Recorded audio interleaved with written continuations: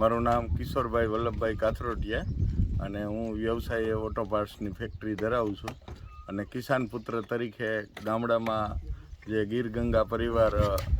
ચેકડેમના repairing માટે અને નવા ચેકડેમ બનાવવા માટેનું જે અભિયાન ચલાવી રહ્યા છે એમાં આજે અમને ભાગ લેવાનો મોકો મળ્યો છે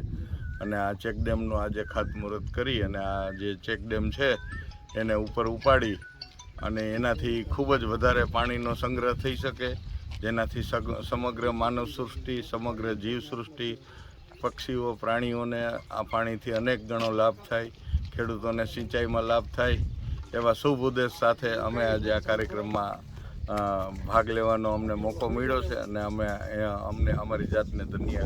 સમજી છીએ કે આવા શુભ કાર્યમાં અમને આજે ભાગ લેવાનો મોકો મળ્યો.